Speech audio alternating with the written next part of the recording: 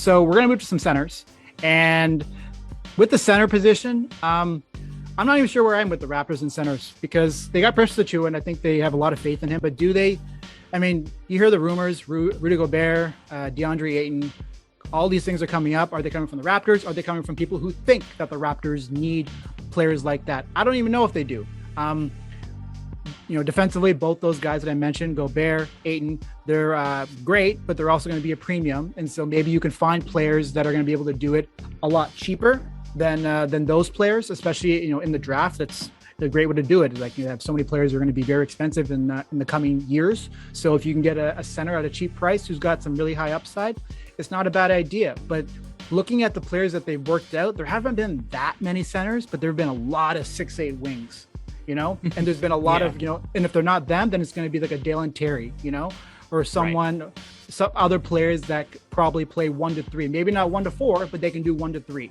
So the centers, I'm not sure what the Raptors are thinking, but anyway, Christian Koloko. Yeah. When I gave you his name, I almost was like, I don't even know if it's appropriate to give a center on this list because, I went through the Raptors. I opened the Yahoo Sports app and I went through the roster. Yeah. And I was like, the tallest player on the Raptors is listed at 6'9". Yes. So like, and they're proud of it. Right. Like, are they going like full tilt, pedal to the metal, all in on 6'8", 6'9" guys, or does it make sense to have a center on the team so when the situation does occur, you do have somebody at least with the size to kind of man the spot and match up with whatever the other team is using to their advantage. So what I like about Koloko in this range is that while he's a little bit older as a college prospect, he's still very new to the game. He grew up playing soccer. He's from the Cameroon. So like he's still got a lot of room to grow. Whereas I think most people would look at a center who's in like their third year of college as like, this is probably what they are. I still think there's room for him. But I think when you look at the soccer background, you see it in his footwork. Like, this dude has such good footwork. And the first thing I go to for centers is like, what are they like defensively? If you're just going to be Enes Kanter, right, or Enes Freedom, I don't need to really look at you much as a prospect. I got to see how you hold up on the defensive end. Are you going to be able to be played in the playoffs, or are you going to be glued to the bench? I love how he moves. Like, he can guard out onto the perimeter. I think he does a sensational job of getting deep into his stance, sitting down, getting long, and like staying stride for stride with smaller players. And that's really important in the NBA, where teams are going to look to take advantage on switches. So I love that positional versatility. Really great length, almost a 7'6" wingspan, 7 foot, 7'5.5" wingspan.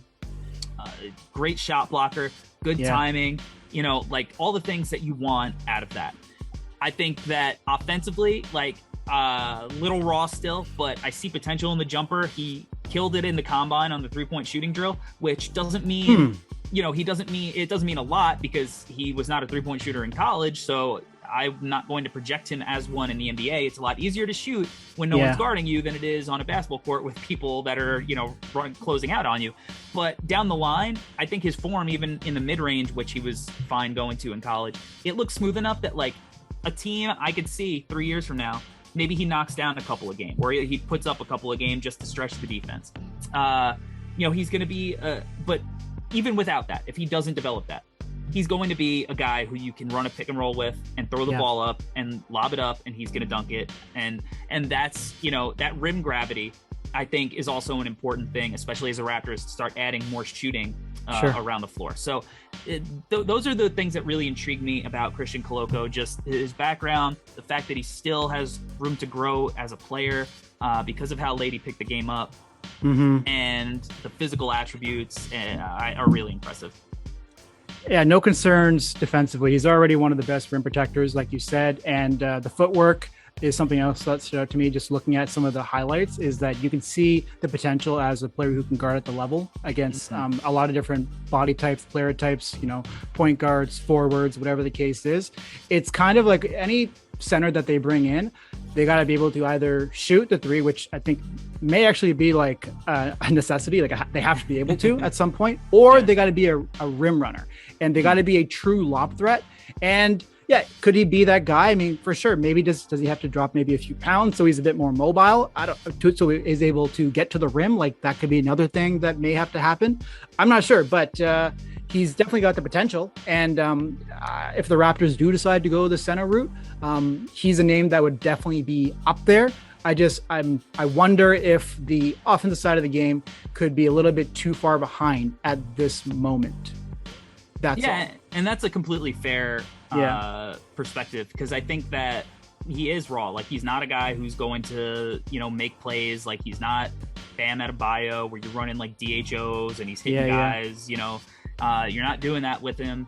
But he is a guy that can do all the little things, play a really simplistic game, and maybe that's a guy you want on your bench. Maybe for 20 minutes that's really valuable. And you mentioned like guys have to play at the level of the screen. Like, if we're watching the finals, Steph Curry, the level of the screen is no longer at the 3-point line. Like, Al Horford's playing drop at the 3-point line, which traditionally is pretty high to be playing a drop, and it is not high enough. You're going to play at the level, you got to have somebody that can move, and I buy that from Koloko. So when I think of like the playoff context, and like for the Raptors, like maybe they have Trey in the playoffs, right? Trey's going to stretch the floor.